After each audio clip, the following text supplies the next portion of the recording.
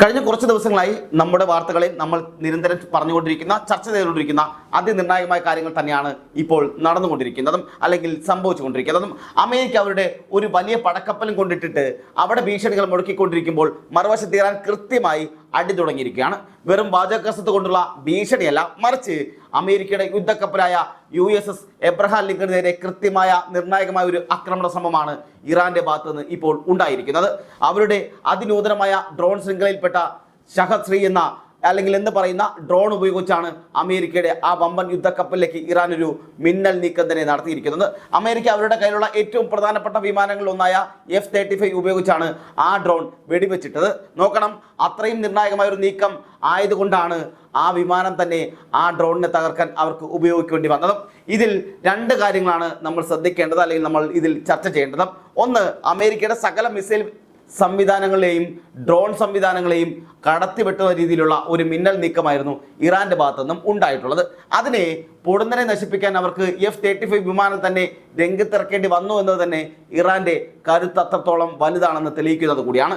അതിനപ്പുറം ഈ ആക്രമണം നൽകുന്ന ഒരു പ്രധാന സന്ദേശം കൂടിയുണ്ട്. ഇപ്പോൾ കാര്യങ്ങൾ മുഴുവൻ ഇറാന്റെ കൈപ്പടയിലാണ്, അല്ലെങ്കിൽ കൈക്കുള്ളിലാണ്, അവരുടെ നിയന്ത്രണത്തിലാണ് എന്നുകൂടി പറയേണ്ടിയിരിക്കുന്നു. ആദ്യം അമേരിക്കയാണ് വെടി പൊട്ടിച്ചതെങ്കിലും, അതായത് കഴിഞ്ഞ 1.5 മാസക്കാലമായിട്ട് ഇറാനിലേക്ക് കപ്പലുകളൊക്കെ അയച്ച് ഭീഷണിപ്പെടുത്തിക്കൊണ്ടിരിക്കുന്നത് അമേരിക്കയാണെങ്കിലും ഇപ്പോൾ കാര്യങ്ങൾ മുഴുവനും മാറി മറിയുന്ന സാഹചര്യം ഉണ്ടാകുന്നു. പന്തിപ്പോൾ ഇറാന്റെ കോർട്ടിലാണെന്ന് കൂടി പറയേണ്ടിയിരിക്കുന്നു. എങ്ങനെയെങ്കിലും ഒരു കരാറിൽ ഒപ്പിട്ടുകൊണ്ട് അവിടെ നിന്ന് സ്കൂട്ടാകാനുള്ള ശ്രമമാണ് അമേരിക്കയും പ്രസിഡന്റ് ഡൊണാൾഡ് ട്രംപും നടത്തിക്കൊണ്ടിരിക്കുന്നത്. പക്ഷേ ഇറാൻ അവരെ അത്ര പെട്ടെന്നൊന്നും വെറുതെ വിടില്ല എന്ന വാശിയിൽ തന്നെയാണുള്ളത്. ഇറാൻ പറയുന്നത് എന്തായാലും ഇത്രത്തോളമായെങ്കിൽ ഇനി ഞങ്ങൾ പറയുന്നത് നടത്തിയിട്ട് നിങ്ങൾ പോയാൽ മതി എന്നാണ് പറഞ്ഞുകൊണ്ടിരിക്കുന്നത്. അതാണ് ഇപ്പോൾ ഇറാൻ എടുത്തിരിക്കുന്ന കടുത്ത നിലപാട്, അല്ലെങ്കിൽ കടുത്ത തീരുമാനം എന്ന് പറയുന്നത്. ഈ ഡ്രോൺ ആക്രമണം ലോകത്തെ മുഴുവൻ ശരിക്കും ഞെട്ടിച്ചിരിക്കുന്ന കാര്യം കൂടിയാണ്. അതിന്റെ ഫലമായി അന്താരാഷ്ട്ര തലത്തിൽ ക്രൂഡ് ഓയിൽ വില കുത്തനെ അങ്ങ് ഉയരുന്ന സാഹചര്യം ഉണ്ടാകുന്നു. ഒരു വൻ യുദ്ധമുണ്ടാകുമെന്ന് ലോകം മുഴുവൻ ഇപ്പോൾ ഭയപ്പെടുന്ന സാഹചര്യം ഉണ്ടാകുന്നു. എന്തുകൊണ്ടാണ് ഈ ഒരു ഭയം ഉണ്ടാകുന്നതെന്ന് ചോദിച്ചാൽ അത് ഇറാൻ നേരിട്ട് കളത്തിലിറങ്ങിയത് കൊണ്ടാണെന്ന് കൂടി എടുത്തു പറയേണ്ടിയിരിക്കുന്നു.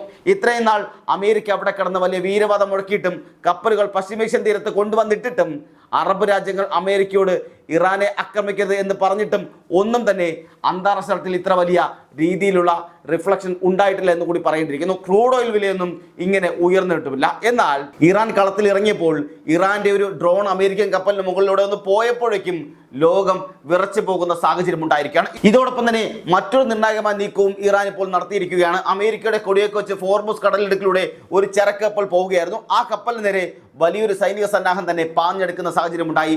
ഇറാന്റെ ബോട്ടുകൾ, കപ്പലുകളെല്ലാം തകർക്കാൻ ശേഷിയുള്ള അതിവേഗ ബോട്ടുകൾ, ഡ്രോണുകളൊക്കെയായി അമേരിക്കയുടെ ചരക്ക് കപ്പലിന് അങ്ങ് വളയുന്ന സാഹചര്യം ഉണ്ടായി. ഇതോടെ ആ കപ്പൽ അവിടെ നിന്ന് ജീവനം കൊണ്ട് ഓടിച്ച് രക്ഷപ്പെടുന്ന അവസ്ഥയിലേക്ക് വരെ കാര്യങ്ങൾ നീങ്ങുന്ന സാഹചര്യം ഉണ്ടായി. അതിൻ്റെയൊക്കെ അർത്ഥം എന്നത് ഇറാൻ കളത്തിലിറങ്ങിയാൽ അമേരിക്കയ്ക്ക് പിന്തിരിയാതെ വേറെ ഒരു വഴിയുമില്ല എന്നുള്ളത് തന്നെയാണ്.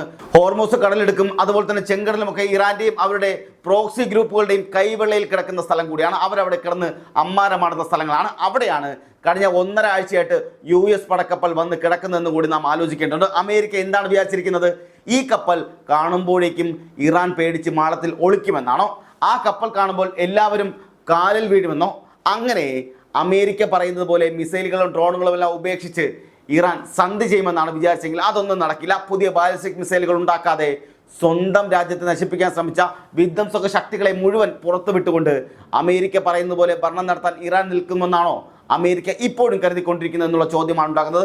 ആണവ പരീക്ഷണം ഉപേക്ഷിച്ചു തമ്പുരാനെ എന്ന് വിളിച്ചു പറയാൻ ഇറാൻ തയ്യാറാകുമെന്ന് കരുതിയാണോ ട്രംപ് ഈ യുദ്ധഭീഷണി മുഴക്കിയത്? പക്ഷേ എന്താ സംഭവിച്ചത്? ട്രംപിന്റെ കയ്യിൽ നിന്ന് സകലതും പോകുന്ന സാഹചര്യം ഉണ്ടായി. ലോകരാജ്യങ്ങൾ ട്രംപിനെ നോക്കി കളിയാക്കുന്ന അവസ്ഥ ഉണ്ടാകുന്നു. ട്രംപിന്റെ വാശിയും ദാർഷ്ട്യവും ഒന്നും ഇവിടെ നടപ്പിലാകുന്നുമില്ല, നടത്താനും പറ്റുന്നില്ല. ഇറാനോട് കളിക്കാൻ പോയാൽ നല്ല അടി കിട്ടുമെന്ന ബോധ്യം വന്നതുകൊണ്ടാണ് ട്രംപ് ഇപ്പോൾ കരാറിലേക്ക് വരാൻ ശ്രമിച്ചുകൊണ്ടിരിക്കുന്നത്. അറബ് രാജ്യങ്ങൾക്കും പശ്ചിമേഷ്യൻ രാജ്യങ്ങൾക്കും യുദ്ധഭീതി ഉണ്ടായിരിക്കുന്നു. ആ സാഹചര്യത്തിലാണ് ഇറാൻ ഇപ്പോൾ കളം മാറ്റിയിരിക്കുന്നത്. ഇത്രയും നാൾ ഇങ്ങോട്ട് വന്നാൽ ആക്രമിക്കുക എന്നായിരുന്നുവെങ്കിൽ ഇപ്പോൾ ഞങ്ങൾ അങ്ങോട്ട് വന്ന് ആക്രമിക്കുമെന്ന് ഇറാൻ തെളിയിച്ചിരിക്കുന്നു, അല്ലെങ്കിൽ തെളിയിച്ചു കൊണ്ടേയിരിക്കുന്നു. അമേരിക്ക അവിടെ ഒരു കപ്പൽ കൊണ്ടിട്ടിട്ട് സൈനികർ അവിടെ മീൻ പിടിച്ചോ നീന്തി കളിച്ചോ ഇരിക്കുകയാണെന്നോട് പറയേണ്ടിയിരിക്കുന്നു. വേറെ പണിയൊന്നും അവർക്ക് ഉണ്ടാകുന്നുമില്ല. അവിടെ 1.5 ആഴ്ച ഒരു വലിയ യുദ്ധക്കപ്പൽ അവിടെ വന്ന് വെറുതെ കിടക്കുകയാണ്. അതിനിടയിൽ ഇറാന്റെ വലിയ സൈനികാഭ്യാസങ്ങൾ നടക്കുകയും ചെയ്യുന്നു. റഷ്യയും ചൈനയും ഇറാനോടൊപ്പം കട്ടയ്ക്ക് കൂടെയും നിൽക്കുന്നു. ഈ ആക്രമണം ഒരു വലിയ മുന്നറിയിപ്പാണ്. ഒന്നുകിൽ കപ്പൽ കൊണ്ടുപോകുക, അല്ലെങ്കിൽ ഞങ്ങൾ പറയുന്നത് കേൾക്കുക. ആ ഒരു മേൽക്കൈ ഇപ്പോൾ ഇറാന്റെ പക്കലേക്ക് വന്നിരിക്കുകയാണ്. പണ്ട് അമേരിക്ക ആയിരുന്നു എല്ലാവരുടെയും ഭീഷണിപ്പെടുത്തിക്കൊണ്ടിരുന്നെങ്കിൽ ഇപ്പോൾ അമേരിക്കയ്ക്കൊരു വിലയും ഉണ്ടാക്കുന്നില്ല. ഇറാൻ അങ്ങോട്ടാണ് അടിക്കുന്നത്, ഭീഷണിപ്പെടുത്തുന്നത്, അതെല്ലാം ചെയ്ത് കാണിക്കുകയും ചെയ്തുകൊണ്ടേയിരിക്കുന്നു. ഇത് മാത്രമല്ല, ചരക്കപ്പലിനെ വളഞ്ഞതിലൂടെ പണ്ട് ചെങ്കടലിൽ ഹൂത്തികൾ നടത്തിയതുപോലുള്ള നീക്കം ഹോർമോസ് കടലിടുക്കിലും ഇന്ത്യൻ മഹാസമുദ്രത്തിൽ നടത്താൻ ഞങ്ങൾക്ക് മടിയില്ല എന്ന സന്ദേശമാണ് ഇറാൻ ഇപ്പോൾ നൽകിക്കൊണ്ടിരിക്കുന്നത്. അമേരിക്കയുടെ വ്യാവസായിക മേഖല തകർക്കാൻ ഇറാൻ വിചാരിച്ചാൽ അത് കഴിയുകയും ചെയ്യും. സ്വന്തം രാജ്യത്തിന്റെ പ്രതിരോധം ശക്തമാക്കാൻ ഇറാൻ ശ്രമിക്കുമ്പോൾ അങ്ങോട്ട് കയറി ചൊറിഞ്ഞത് അമേരിക്കയാണ്. അപ്പോൾ ഇറാൻ പുതിയ നിർദ്ദേശങ്ങൾ വെച്ചിട്ടുണ്ട്. സമാധാന ചർച്ച തുർക്കിയിൽ വേണ്ട, പകരം ഒമാനിൽ വെച്ച് മതി എന്നാണ് ഇറാൻ പറയുന്നത്.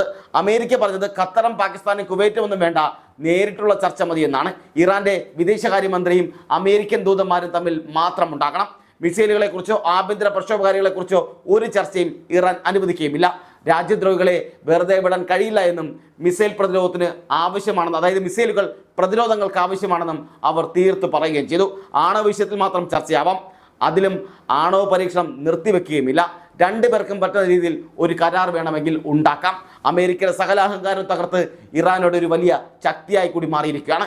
ഇതൊരു പുതിയ ശാക്തിക ചേരിയുടെ രൂപീകരണം കൂടിയാണ്.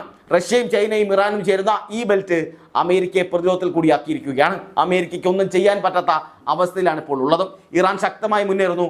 അതാണ് നമ്മളിപ്പോൾ കണ്ടുകൊണ്ടിരിക്കുന്നതും. അതുകൊണ്ട് തന്നെ ട്രംപിന് ഇറാൻ പറയുന്ന കരാറുകൾ അംഗീകരിച്ചേ മതിയാകുള്ളൂ. മറ്റൊരു പോംവഴിയും ഇനി ട്രംപിൻ്റെ മുന്നിലോ അമേരിക്കയുടെ മുന്നിലോ ഉണ്ടാകുന്നില്ല എന്നുള്ളതാണ് യാഥാർത്ഥ്യമായ കാര്യം.